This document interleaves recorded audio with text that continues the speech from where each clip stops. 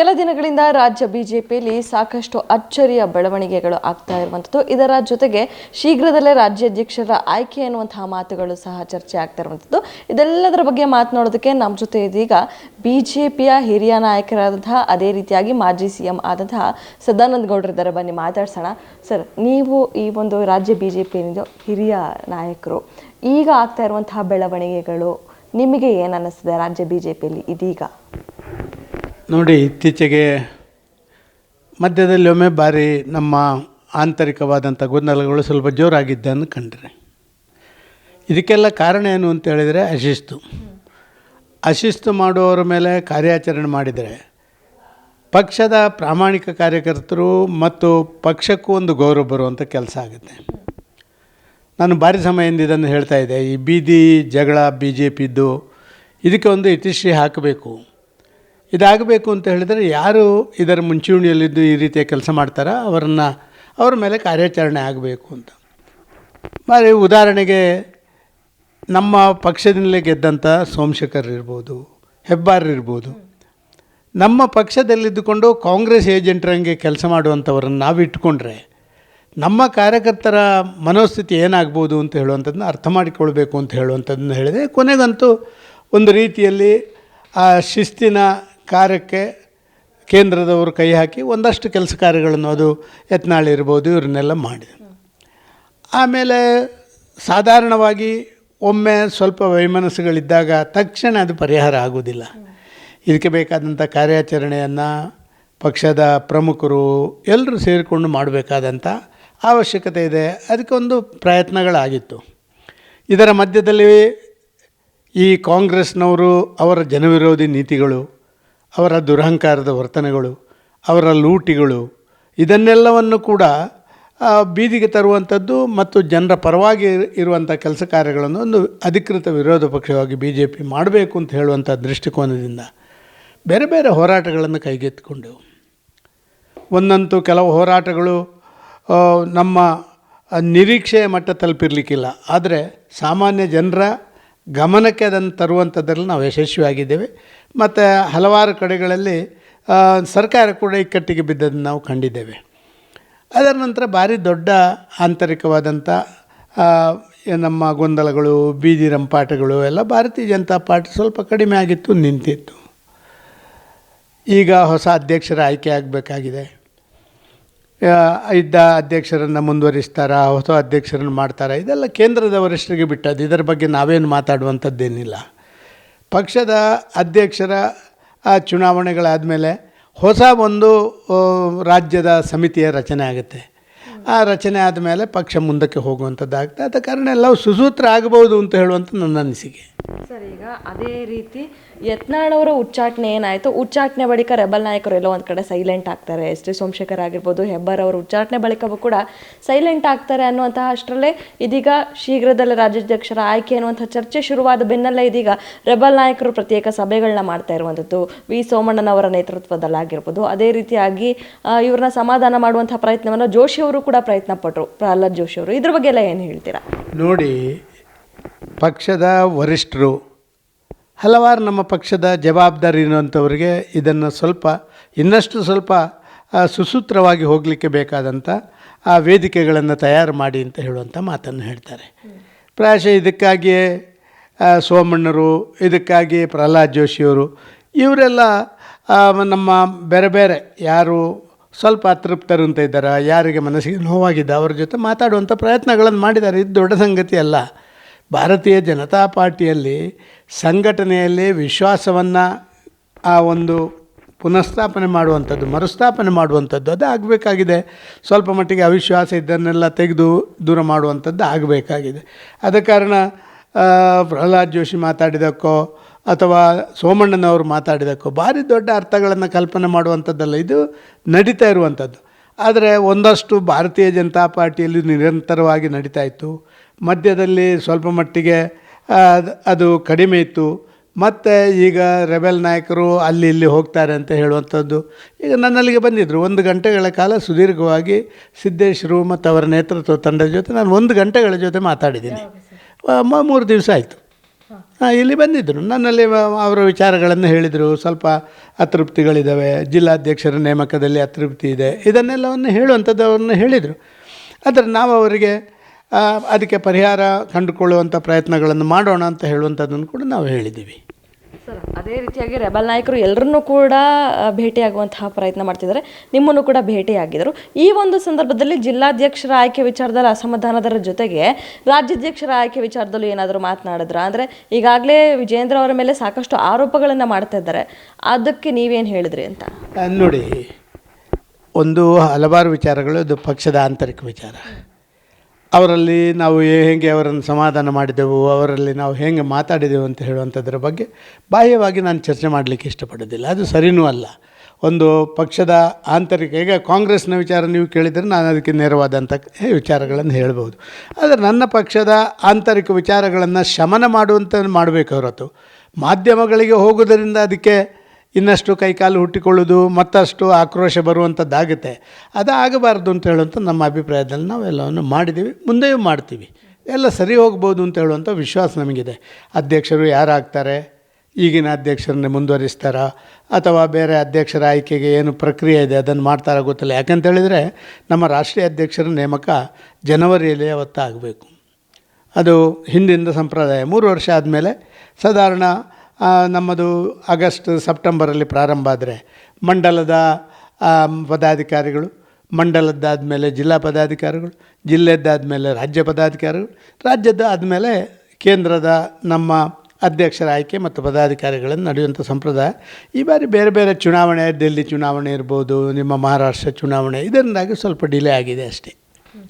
Sir, ಅದೇ ರೀತಿಯಾಗಿ ಇಷ್ಟು ದಿನ ರೆಬಲ್ ನಾಯಕರಾಗಿರ್ಬೋದು, ಇನ್ನೊಂದು ತಟಸ್ಥ ಬಣ ಅಂತ ಕೂಡ ಇದೆ. ಈ ಬಣದವರು ಏನೇ ಮಾಡಿದ್ರು, ಮಾತನಾಡಿದ್ರು, ಯಡಿಯೂರಪ್ಪನವರ ಕುಟುಂಬದ ವಿರುದ್ಧ ಮಾತನಾಡಿದ್ರು ಕೂಡ ಯಡಿಯೂರಪ್ಪನವರು ಸೈಲೆಂಟ್ ಆಗಿದ್ರು. ಆದರೆ ಇದೀಗ ಕೆಲ ದಿನಗಳಿಂದ, 2 ದಿನಗಳಿಂದ ಯಡಿಯೂರಪ್ಪನವರು ರಾಜ್ಯ BJP ಕಚೇರಿಗೆ ಬರ್ತಾ ಇದ್ದಾರೆ, ಎಲ್ಲ ಒಂದು ಕಡೆ ಸಂಘಟನೆ ಕಡೆ ಕೂಡ ಗಮನ ಕೊಡ್ತಾ ಇದ್ದಾರೆ. ಅಂದರೆ ಇಷ್ಟು ದಿನ ವಿಜೇಂದ್ರ ಅವರಿಗೆ ಬಿಟ್ಟಿದ್ದಂಥದ್ದು ಈಗ ಯಡಿಯೂರಪ್ಪನವರು ಕೂಡ ಇದೀಗ ಬಂದಿದ್ದಾರೆ.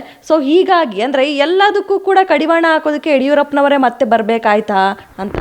ನೋಡಿ, ಒಂದು ಮಾತನ್ನು ನಾನು ಹೇಳಲಿಕ್ಕೆ ಇಚ್ಛೆಪಡ್ತೇನೆ.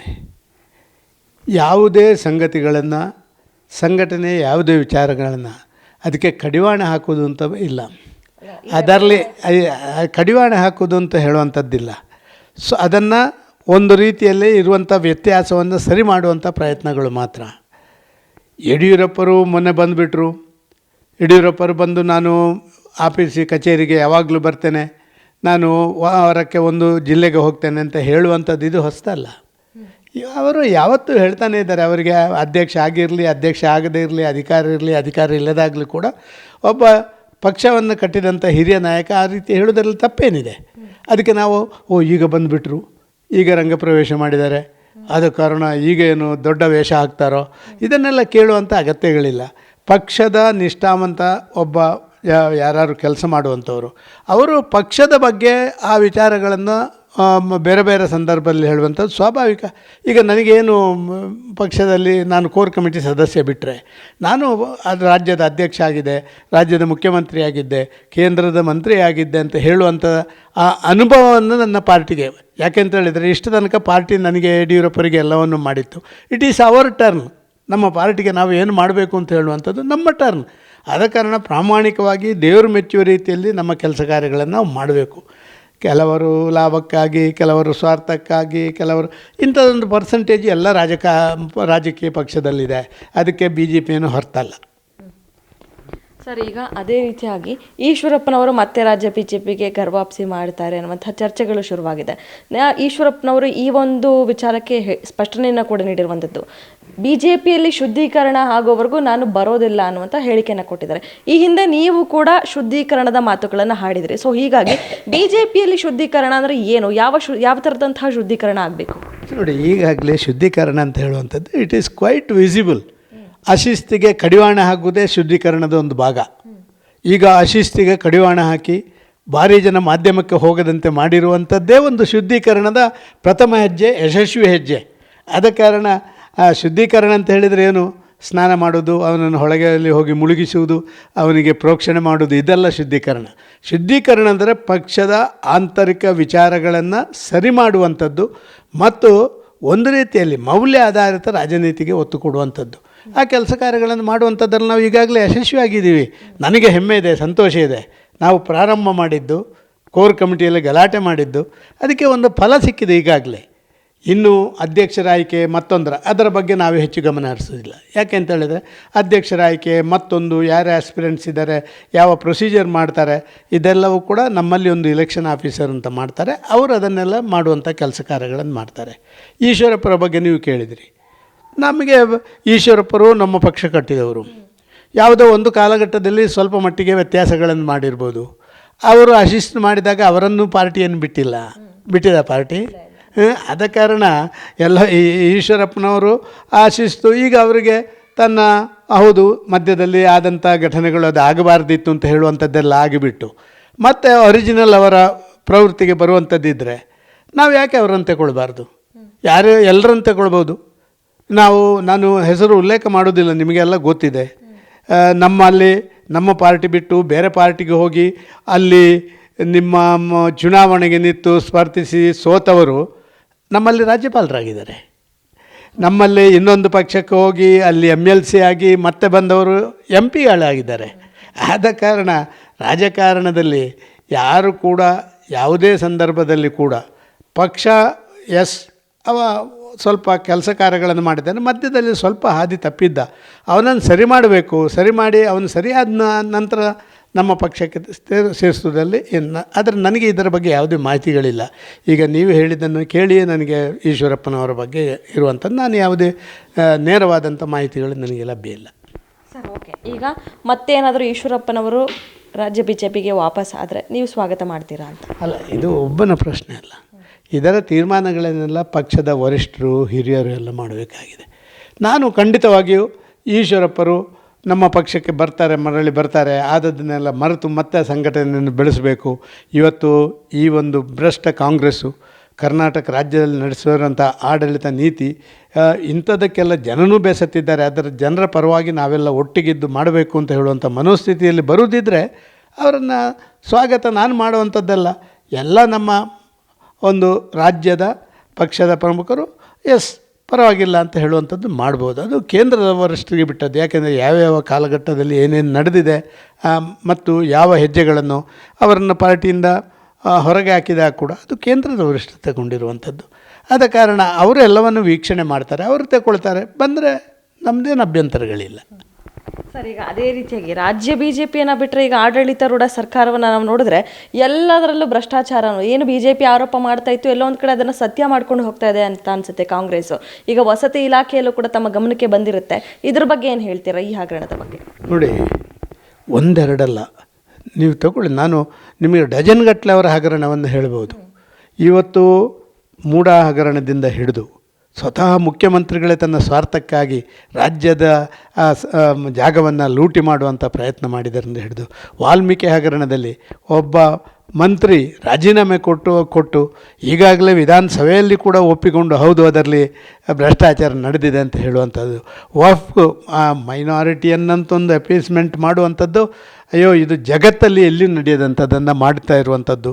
ಬಹುಸಂಖ್ಯಾತರನ್ನು ಒಂದು ರೀತಿಯಲ್ಲಿ ಇದು ಮಾಡುವಂಥ ಎಕ್ಸೈಸ್ ಕಾಂಟ್ರಾಕ್ಟ್ರೇ ಅವರ ಹೇಳ್ತಾನೆ 700 ಕೋಟಿ ರೂಪಾಯಿ ಕಲೆಕ್ಷನ್ ಮಾಡಿ ಕೊಡಬೇಕು ಅಂತ ಮಂಡ್ಯದ ಒಬ್ಬ ಎಕ್ಸೈಸ್ ಕಾಂಟ್ರಾಕ್ಟರ್ ಹೇಳ್ತಾ ಇರುವಂಥದ್ದು. ಇವತ್ತು ಲಾ ಆ್ಯಂಡ್ ಆರ್ಡರ್ ಸಿಚುವೇಶನ್ ಎಷ್ಟು ಅಧೋಗತಿಗಳಿದೆ ಅಂತ ಹೇಳಿದರೆ, ಮನೆಯಿಂದ ಹೊರಟಂಥ ಒಬ್ಬ ಹುಡುಗಿಯ ಪ್ರಾಯದವರು ಯಾರೋ ಮತ್ತೆ ಮನೆಗೆ ಬರ್ತಾರೆ ಅಂತ ಹೇಳುವಂಥ ಧೈರ್ಯ ಇಲ್ಲದ ರೀತಿಯಲ್ಲಿ ಇವತ್ತು ನಡೀತಾ ಇರುವಂಥ ನಿಮ್ಮ ಇದು ಯಾವುದು ದರೋಡೆ ಪ್ರಕರಣಗಳು ಹಾಡು ಹಗಲಲ್ಲಿ 10-12 ಕೋಟಿ ರೂಪಾಯಿಗಳನ್ನು ಅದು ಮಂಗಳೂರಿನ ಉಳ್ಳಾಳದಲ್ಲಿರ್ಬೋದು, ಗುಲ್ಬರ್ಗದಲ್ಲಿರ್ಬೋದು ನಡೀತಾ ಇರುವಂಥ ಯಾವುದರಲ್ಲಿಲ್ಲ ಹೇಳಿ?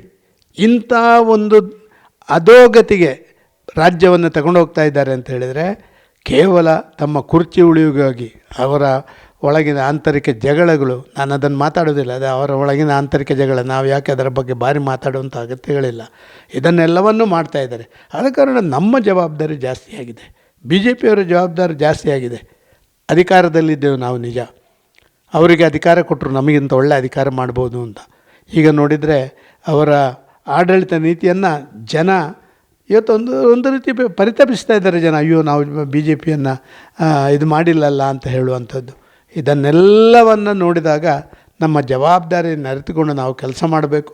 ಬಾಹ್ಯವಾಗಿ ಚರ್ಚೆ ಮಾಡುವ ಬದಲು ಆಂತರಿಕವಾಗಿ ಹೆಚ್ಚು ವಿಚಾರಗಳನ್ನು ವಿಮರ್ಶೆ ಮಾಡುವಂಥ ಅವಶ್ಯಕತೆ ಇದೆ ಅಂತ ನಾನು ತಿಳ್ಕೊಳ್ತಾ ಇದ್ದೀನಿ. ಸರ್, ಈಗ ಅದೇ ರೀತಿಯಾಗಿ ಕೊನೆಯ ಪ್ರಶ್ನೆ, ಮುಸ್ಲಿಂ ಮೀಸಲಾತಿ, ಆಶ್ರಯ ಮನೆಗಳಲ್ಲೂ ಕೂಡ ಇದೀಗ ಮುಸ್ಲಿಂ ಮೀಸಲಾತಿಗೆ ಕಾಂಗ್ರೆಸ್ ಮುಂದಾಗಿದೆ. ಇದ್ರ ಬಗ್ಗೆ ಏನು ಹೇಳ್ತೀರಾ? ಅಲ್ಲ, ನಾನು ಹೇಳುವಂಥದ್ದು ಈಗಾಗಲೇ ನಿಮಗೆ ಹೇಳಿದೆ.